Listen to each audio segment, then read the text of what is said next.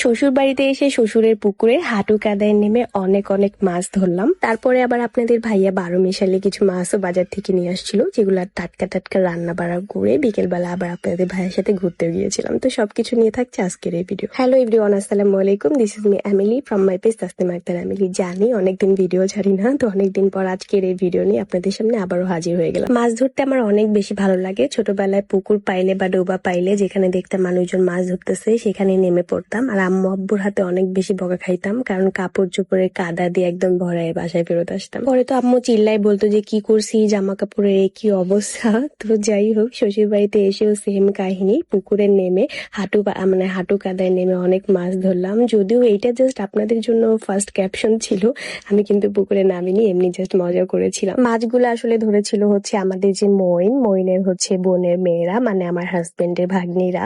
তো ওই তো ওরাই মাছ টাছ নিয়ে এসে প্রসেসিং করতেছে, মানে মাছগুলা জিয়ায় রাখতেছে। আপনাদের এলাকায় কে কি বলে এটাকে, মানে মাছ যে ভিজিয়ে রাখে অনেকদিন ধরে সংরক্ষণ করে, মানে মাছ পানির মধ্যেই থাকে, এটাকে কি বলে? আমাদের ওখানে এটা জিয়ানো বলে, মানে মাছ জিয়ে রাখা। আমি জানি এক এক দেশের ভাষায় এক এক রকম, সো আমি বসে বসে দেখতেছিলাম যে আসলে ওরা কিভাবে কি করতেছে। আপনাদের এলাকায় এই মাছ জিয়ানোকে কি বলে অবশ্যই কমেন্ট করে যাবেন। আর এইদিকে দেখেন, এতগুলা মাছ নেওয়ার পরেও আবার আপনাদের ভাইয়া বাজারে গিয়েছিল। অবশ্য জানে না যে বাসায় এই মাছগুলো আমরা নিয়েছি। তো বাজার থেকে আবার 12 মিশালি কিছু মাছ কিনে নিয়ে আসে, যেখানে চিংড়ি, তারপর ট্যাংরা মাছ, চাদা মাছ, বাইলা মাছ ছিল সবকিছু। তো আমিও সেগুলা হচ্ছে ময়নের সাথে একটু বাছাবাছি কাটাকাটি করতেছিলাম। দেন তাজা তাজা একদম রান্না করলাম। বাইলা মাছও রান্না করেছিলাম আলু দিয়ে, আর পুঁই শাক দিয়ে হচ্ছে চিংড়ি মাছ রান্না করেছিলাম। মইন ওইদিকে হচ্ছে কই মাছ ভাজি করেছিল, দেন চিংড়ি মাছ ভর্তা করেছিলাম। আজকে বেশ কিছু আইটেম রান্না করেছিলাম। তারপরেই তো রান্না বাড়া খাওয়া দাওয়া শেষ করে দুপুরের পরে বিকেল গড়িয়ে আসলো। তারপর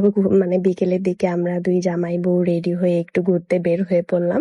যদিও ইদানিং আমার বাসার মধ্যে থাকতে বেশি ভালো লাগে, বাইরে অনেক বেশি গরম, যার কারণে অস্থির লাগে, বাইরে যাওয়া একটু কমই হয়। তারপরেও বিকেলবেলা একটু বাইক দিয়ে বাইরে যেতে ভালোই লাগে।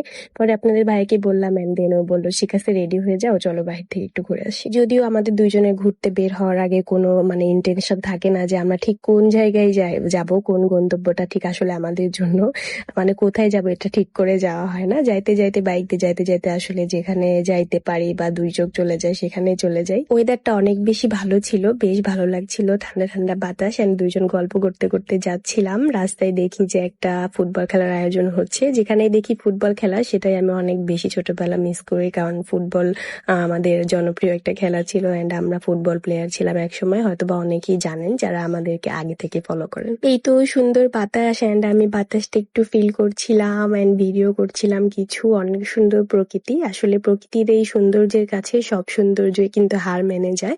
মানে একটা শান্তি শান্তি লাগে, সবুজ গাছপালা, এরকম সুন্দর বাতাস। যাই হোক, তারপর চলতে চলতে আমরা হচ্ছে একটা ব্রিজে এসে পৌঁছাইলাম, যেখানে অনেক ফুচকা, হালিম, তারপর চটপটি, সব ধরনের স্ট্রিট ফুড সেল করছিল। এন্ড দেন ওখানে আমরা বসে পড়ি। ব্রিজটার ভিউ আমি আপনাদেরকে একটু দেখাচ্ছি, যারা যারা চিনে থাকবেন অবশ্যই কমেন্ট বক্সে জানাবেন, এন্ড আশেপাশে কার কার বাসা বা কে কে এই ব্রিজে অনেকবার এসেছেন সেটাও কিন্তু কমেন্ট বক্সে জানাবেন। আমি এই ব্রিজে অনেকবার এসেছি, প্রায় 10-15 বার হয়ে যাবে। এন্ড এখানকার এই মামার ফুচকাটা মানে চটপটিটা অনেক বেশি মজা ছিল। চটপটি খাওয়া শেষ করে ব্রিজের নিচে আরো একটা রেস্টুরেন্ট ছিল, সেখানে চলে যাই এন্ড একটু কিছু ঠান্ডা খাই। এন্ড বেশি খিদা লাগছিল, তারপরে আপনাদের ভাইয়া নান রুটি প্লাস গ্রিল অর্ডার করে দেয়, সেগুলাও খাই, বেশ ভালোই ছিল খাবারটা। তারপর কিছু জুস অর্ডার করেছিলাম, মানে জুসটার রিভিউ দিব, একদমই বাজে ছিল। যাই হোক, তারপর আজকে দিনটা অনেক সুন্দর কেটেছে। তো এই তো আজকে অনেকদিন পরে ব্লগ আপলোড করেছি। আমাদের ব্লগ দেখতে কে কে পছন্দ করো অবশ্যই কমেন্ট বক্সে জানাবা, আর সবার জন্য রেগুলার ব্লগ আপলোড দেওয়ার চেষ্টা করবো। তো আজকের ভিডিওটা এই পর্যন্তই শেষ করতে চলেছি, দেখা হয়ে যাবে সবার সাথে নেক্সট ভিডিওতে। ততক্ষণ পর্যন্ত সবাই ভালো থাকবে, সুস্থ থাকবে, আল্লাহ হাফিজ।